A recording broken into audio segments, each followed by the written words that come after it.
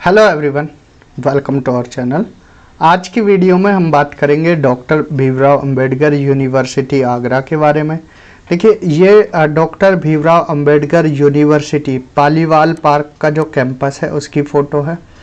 जो यूनिवर्सिटी आप 2 महीने पहले देख रहे थे, तो उससे अगर आप अब कंपेयर करें तो काफ़ी चेंज हो गया है।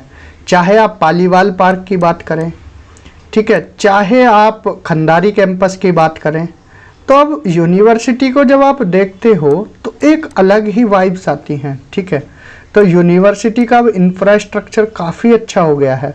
देखिए, ये मेन गेट है पालीवाल पार्क कैंपस का, तो देखने में काफ़ी अच्छा लग रहा है।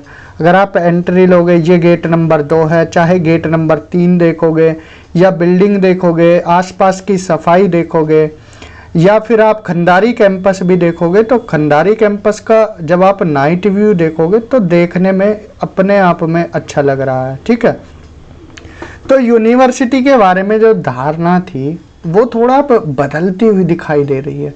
तो यूनिवर्सिटी अब क्या है, प्रगति की तरफ अग्रसर होती जा रही है। ठीक है, अब पता नहीं है किस ज़माने में यूनिवर्सिटी का रिकॉर्ड ख़राब रहा होगा, वो तब की बात रही होगी। लेकिन अगर आज डेट देखें 2024 में, तो यूनिवर्सिटी काफ़ी बेहतर प्रदर्शन कर रही है। ठीक है, तो ये इंफ्रास्ट्रक्चर देखने में ही अच्छा लग रहा है। तो आज कुछ हम मुद्दे पर बात करेंगे, कुछ पॉइंट्स पर बात करेंगे, जैसा कि इनमें से part time PhD supervisor issue को लेकर, इसके साथ साथ fees aborted issue, fees slip issue, fees submission part time और रेगुलर पीएचडी 25,000 या 50,000, fellowship date, fees submission date extend हो सकती है या नहीं, सेकंड काउंसलिंग की list, course work expected schedule, या फिर कोर्स वर्क का डिपार्टमेंट पालीवाल में होगा या खंडारी में। तो इन्हीं मुद्दों को लेकर हम यहाँ पर बात करने वाले हैं। तो एक एक पॉइंट डिस्कस करेंगे। ठीक है, वीडियो 15-20 मिनट का जाएगा, लेकिन इत्मीनान से देखें ना, फिर आप वही रिपीटेड सवाल पूछते हो। देखिए, सुपरवाइज़र के लिए एक नोटिस था। अगर आप फीस सबमिट कर रहे होगे तो उसमें हमने सुपरवाइज़र को लेकर बताया था कि जो पार्ट टाइम पीएचडी वाले हैं उनको कंसेंट लेनी है पहले फीस सबमिट करने से पहले। हमारी नज़र में काफ़ी पार्ट टाइम वाले हैं, नज़र में क्या, जिनका हमसे कांटेक्ट है। ठीक है, तो उन्होंने पूछा भी है, तो काफ़ी कैंडिडेट्स को सुपरवाइज़र ने कंसेंट दे भी दी है। ठीक है जी, ध्यान से सुनना, काफ़ी कैंडिडेट्स को कंसेंट दे दी है, बशर्ते अब आप घर बैठकर फ़ोन ना करें। तो आप घर से निकलोगे, जो भी जिस कॉलेज के आपके सुपरवाइज़र हैं या जिस यूनिवर्सिटी कैंपस में आपका डिपार्टमेंट है, चाहे खंडारी में हो चाहे पालीवाल, तो आपको जाना पड़ेगा। ठीक है, अगर आप जाओगे, उनसे मिलोगे, तो आपको कोई मना नहीं करेगा। अब आप घर से फ़ोन करोगे, ठीक है, फ़ोन करोगे, मेल करोगे, तो फिर इशू रहते हैं। ठीक है, फिर इशू रहते हैं। आपको कॉलेज कैंपस में विजिट करना होगा, उनसे मिलना होगा, बैठकर बात करनी होगी, तो आपको कंसेंट मिल जाएगी। ठीक है जी, तो पहला इशू ये है कि सर हमको सुपरवाइज़र कंसेंट नहीं दे रहे हैं, तो घर बैठे कंसेंट नहीं मिलती है, इसके लिए आना पड़ेगा, कंसेंट लेनी होगी, देन इसके बाद फीस सबमिट कर सकते हो। वैसे भी अब 3 दिन बचे हैं, 26, 27, 28। ठीक है, 28 लास्ट डेट है, आज 25 तो गई, 26, 27 और 28, 3 दिन बचे हैं। ठीक है, तो इन 3 दिन में आप कर सकते हो फीस सबमिट। ठीक है जी, पहला इशू ये रहा। सुपरवाइज़र अलॉट हो जाएंगे अगर आप क्या है उनसे डायरेक्टली मिलोगे, कॉलेज में आकर, डिपार्टमेंट में आकर, कैंपस में आकर। सेकंड, फीस अबॉर्टेड इशू काफ़ी कैंडिडेट्स का हो रहा है। हमने बार बार बोला है, अगर आपके एक बार 25,000 रुपये या 12,500 रुपये जो भी आपकी फ़ीस है, अगर एक बार डिडक्ट हो गए तो दोबारा गलती से मत करना। यही नोटिस में लिखा हुआ है कि एक बार आपका अमाउंट कट जाए तो दूसरी बार नहीं करना है, ठीक है जी। फीस स्लिप के इशू को लेकर काफ़ी स्टूडेंट्स परेशान हैं। जैसे आपने फीस सबमिट की, काफ़ी स्टूडेंट की 2 से 3 घंटे बाद भी स्लिप डाउनलोड हो जाती है। डैशबोर्ड खोलोगे आप तो बाद में भी स्लिप डाउनलोड कर सकते हो। अगर फीस सबमिट हो गई है तो नो इशू, आपकी फ़ीस ज़रूर आएगी आपके डैशबोर्ड पर। थोड़ा सा अगर उस टाइम ना हो पाए तो कुछ टाइम बाद। देखिए काफ़ी स्टूडेंट का तुरंत जैसे ही उन्होंने किया फीस भी डिडक्ट हो गई, और फीस स्लिप भी मिल गई, कोई इशू नहीं आया उनका। काफ़ी स्टूडेंट के पॉजिटिव मैसेज आए हैं कि सर हमारे में तो कोई इशू नहीं हुआ। अब जिनके साथ देखिए इशू हो रहा है, मोबाइल से थोड़ा इशू हो रहा है फीस सबमिट करने में, ठीक है, तो आप या तो कैफ़े से करा सकते हो या लैपटॉप से कर सकते हो, ठीक है। क्योंकि नेट अगर ठीक रहेगा, इंटरनेट की सुविधा ठीक रहेगी तो फीस फंसने का इशू रहेगा नहीं। तो कभी कभी हो जाता है वेबसाइट पर।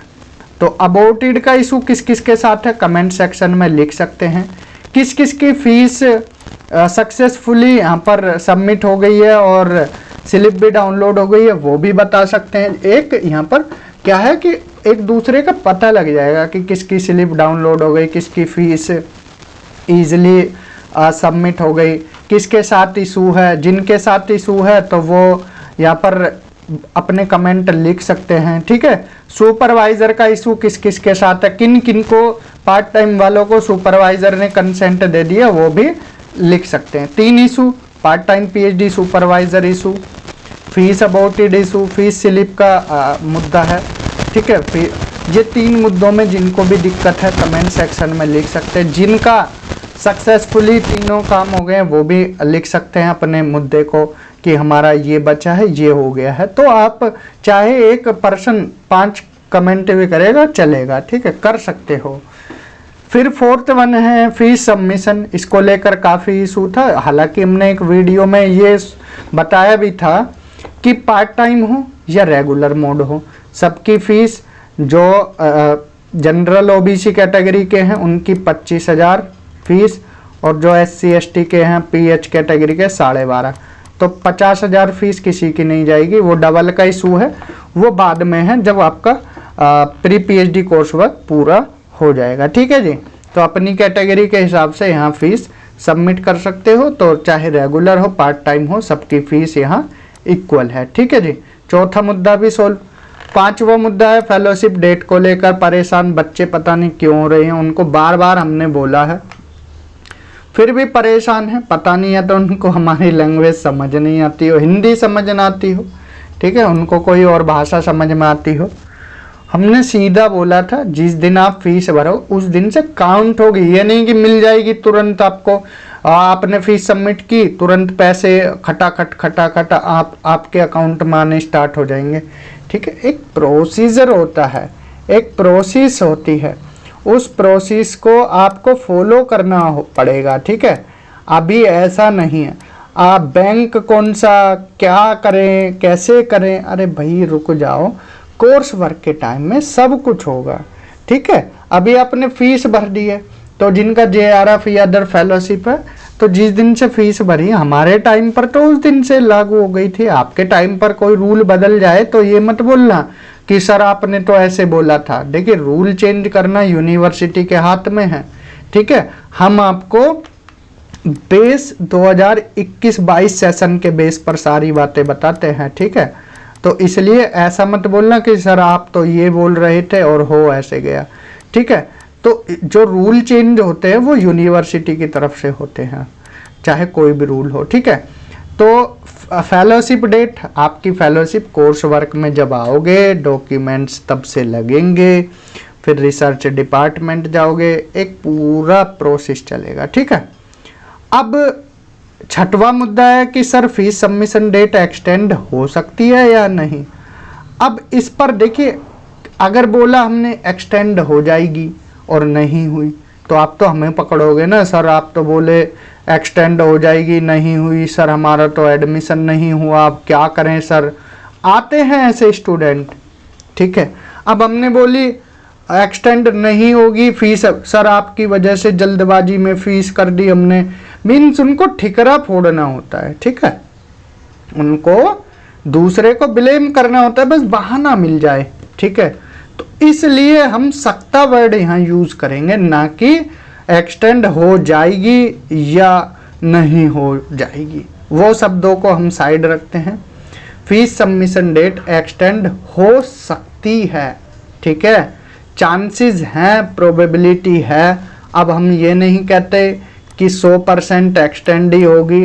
अब मान लीजिए 28 तारीख है, फिर दिवाली का टाइम शुरू हो जाएगा, मान लीजिए नहीं हुई, तो फिर क्या करोगे, ठीक है जी।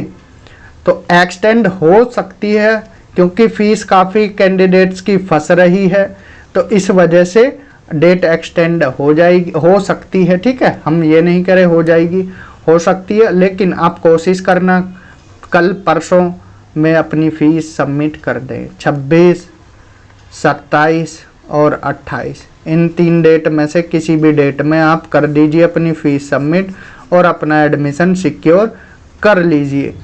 क्योंकि अगर आपने फ़ीस सबमिट नहीं की तो आपको क्या है, ये माना जाएगा कि आप एडमिशन लेना नहीं चाहते, ठीक है। तो फिर आपकी जगह जो कैंडिडेट्स का एडमिशन नहीं हो पाया उनको सेकंड काउंसलिंग के लिए बोल दिया जाएगा, समझे जी। अगर आपने फीस नहीं भरी तो यूनिवर्सिटी को ये लगेगा कि फीस इन्होंने भरी नहीं है, शायद एडमिशन लेना नहीं चाहते हो, तो इसलिए सेकंड काउंसलिंग की लिस्ट या सेकंड काउंसलिंग में कैंडिडेट्स को इंटरव्यू क्या काउंसलिंग की डेट दे देंगे। सेकंड काउंसलिंग उनका डीवी डॉक्यूमेंट वेरिफिकेशन होने लग जाएगा, तो सेकंड काउंसलिंग में कैंडिडेट्स को बुलाया जाएगा, उनका डॉक्यूमेंट वेरीफाई किए जाएंगे, ठीक है जी। फिर इसके बाद sir course work expected schedule तो बता दीजिए। अब भैया ये बार बार बताया हमने, नवंबर में तो चांस है नहीं, छुट्टियों का महीना होता है नवंबर, तो छुट्टी ज़्यादा है, तो दिसंबर में आपका कोर्स वर्क दिसंबर और जनवरी में एक्सपेक्टेड है, ठीक है, क्योंकि ओरिएंटेशन भी होना है, सेकंड काउंसलिंग भी होनी है, उसका रिजल्ट भी आना है, टाइम तो देखो लगेगा ही। फिर सर कोर्स वर्क का डिपार्टमेंट, ये सवाल बहुत हमें सरदर्द करता है।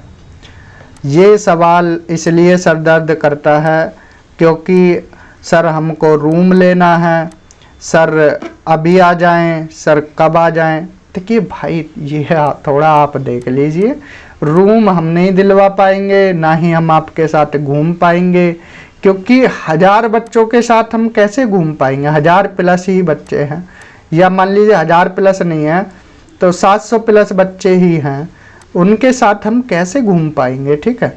तो रूम कहाँ लेना है, कैसे लेना है, आपका कोर्स वर्क कहाँ होगा वो बाद में बता दिया जाएगा, ठीक है। अगर आप मान लीजिए खंडारी में आपका कोर्स वर्क हो रहा है, रूम ले लिया आपने पालीवाल साइड, या आपका कोर्स वर्क हो रहा है पालीवाल साइड, ले लिए खंडारी साइड रूम, तो 20 दूनी 40 रुपये, तो आपके 20 दूनी 40 रुपये तो आपके किराए में ही लग जाएंगे, 30-40 रुपये डेली, ठीक है। फिर आप बोलोगे कि खर्चा ज़्यादा हो रहा है, तो ऐसे ऐसे कमेंट भी आते हैं, तो इसलिए आप अपने लिए रूम पार्टनर जो भी ढूंढ रहे हैं, एक रूम में 2 लड़के रहने हैं तो वो देख लीजिए, एक रूम में 2 लड़कियां रहनी हैं तो अब तक काफ़ी फ्रेंड्स बन गए भी होंगे आपके, ठीक है। तो ये चीज़ें आप थोड़ा देख लीजिए। तो हमने सोचा काफ़ी बच्चे बोल रहे थे सर वीडियो बना दो, अब ऐसा लगता है कि वीडियो आती नहीं है, तो हमने भी सोचा एक वीडियो बना देते हैं कुछ मुद्दों पर लेकर। बाकी हम यूजीसी नेट पेपर 1 के लिए विकास सर देखिए यहाँ पर बता देते हैं, अभी हमारे यूट्यूब पर कौन कौन से कोर्सेज फ्री ऑफ कॉस्ट चल रहे हैं। तो विकास सर आपको पेपर 1 पढ़ा रहे हैं, विकास सर जो कि पेपर 1 के एक तरह से अच्छे फैकल्टी मेंबर हैं, उनके खुद ही पेपर 1 में 38 क्वेश्चंस के आसपास सही हुए, 38, 37, ठीक है। तो काफ़ी अच्छा स्कोर होता है, अच्छे धुरंधर इतने क्वेश्चन सही नहीं कर पाते। तो पेपर 1 फ्री ऑफ कॉस्ट, ठीक है। फ्री ऑफ कॉस्ट का मतलब ये नहीं है हम क्वालिटी से कॉम्प्रोमाइज़ कर रहे हैं, क्वालिटी A1 लेवल की देंगे, फ्री ऑफ कॉस्ट इसलिए पढ़ा रहे हैं, एक प्लेलिस्ट कम से कम ऐसा रहे बच्चों के लिए। मान लीजिए किसी की फाइनेंशियल कंडीशन सही नहीं है, ठीक है, अब वो तैयारी करना चाहते हैं, पेपर 1 के लिए उनको तैयारी करनी है, कम से कम इन फ्यूचर हमारे चैनल पर पूरी प्लेलिस्ट देखकर तैयारी तो कर सकते हैं। उनके कम से कम 2,500-3 हज़ार 4 हज़ार, आजकल तो ऐसे कोर्स बेच रहे हैं धड़ल्ले से 2500-3500 में, 5500 में। कोचिंगों पर आप देखते होंगे, हम नाम किसी का ले नहीं रहे, कोई तो 7500 तक पेपर 1 बेच रहे हैं। तो ये प्लेलिस्ट फ्री ऑफ कॉस्ट रहेगी, आप इसको फॉलो कर सकते हैं। काफ़ी मेहनत कर रहे हैं विकास सर, और क्लासेस आपको डेली बेसिस पर देखने को मिल रही हैं। तो आप पेपर 1 की सीरीज़ को फॉलो कर सकते हो। फिर इसके साथ Haryana assistant professor HPSC Hindi साहित्य, ठीक है, हिंदी साहित्य के लिए मैम क्लास लगा रही हैं, रजनी मैम, ठीक है। तो उनकी क्लास आपको प्रैक्टिस सेट देखने को मिलते हैं। तो प्रैक्टिस सेट वो 15 क्वेश्चन एक दिन में बनाने में काफ़ी टाइम लगता है, ऐसा नहीं है कि कहीं से उठाए, वो खुद से बनाते हैं क्वेश्चन और खुद से फिर उनको एनालाइज कर कर आपको कराते हैं। तो हरियाणा असिस्टेंट प्रोफेसर के लिए हिंदी आप उसको UGC नेट के लिए भी फॉलो कर सकते हैं। तो ये सीरीज़ आपको हिंदी की हेल्पफुल रहेगी, ठीक है जी। इसके साथ साथ आपको सर पढ़ा रहे हैं ज्योग्राफी वाले सर, ठीक है, ज्योग्राफी वाले सर आपको हरियाणा असिस्टेंट प्रोफेसर HPSC के लिए उन्होंने पर्सपेक्टिव इन ह्यूमन ज्योग्राफी शुरू किया है, ठीक है, पर्सपेक्टिव्स इन ह्यूमन ज्योग्राफी। तो उनकी क्लास आप फॉलो कर सकते हो। उनके बारे में कुछ बताना, उनके बारे में बताने के शब्द कम हैं, ठीक है, वो काफ़ी अच्छे फैकल्टी मेंबर हैं, काफ़ी एक्सपीरियंस है, ठीक है, और काफ़ी एक्सपीरियंस है, इतना शब्द यहाँ पर हमने बोल दिया है, उनको बहुत ज़्यादा तजुर्बा है। तो आप उनकी सीरीज़ को फॉलो कर सकते हो। बाकी इसके साथ साथ हमारा टारगेट ये है कि UGC नेट को लेकर क्लासेस जो भी हैं वो हम बनाते हैं ज्योग्राफी की, ठीक है, ज्योग्राफी की सर भी पढ़ा रहे हैं, हम साइड के साइड जो भी करा रखा है हमने वो उन प्लेलिस्ट को हम इसलिए पूरा करा रहे हैं क्योंकि इन फ्यूचर देखिए कोई भी प्लेलिस्ट अगर पूरी मिलेगी कोई भी तैयारी कर सकता है, ठीक है। तो यहाँ पर हमने जो ज्योग्राफिकल थॉट की सीरीज़ थी उसको पूरी करा रहे हैं, अब तक 45 क्लास हो चुकी है, उनको आप फॉलो कर सकते हो। तो ये 4 बैच चले हुए हैं, एक तरह से 4 सीरीज चली हुई हैं, इन चारों सीरीज़ को आप फॉलो कर सकते हो। इन फ्यूचर और कोई फैकल्टी मेंबर कराते हैं तो हम आपको टाइम टू टाइम बताते रहेंगे। तो आप फॉलो कर सकते हैं हमारे चैनल को और सब्सक्राइब कर सकते हैं, थोड़ा शेयर भी कर सकते हैं, थोड़ा क्या ज़्यादा से ज़्यादा शेयर कीजिए जो काफ़ी स्टूडेंट्स तक पहुँचे और वो अपनी तैयारी कर सके, ठीक है जी। DBRAU को लेकर जो भी डाउट थे वो यहाँ पर आपके आई होप थोड़ा क्लियर हुआ। तो कमेंट सेक्शन में आप पूछ सकते हो कोई भी आपको इशू वगैरह है तो। इस वीडियो में इतना ही, मिलते हैं अगले वीडियो में। Thank you.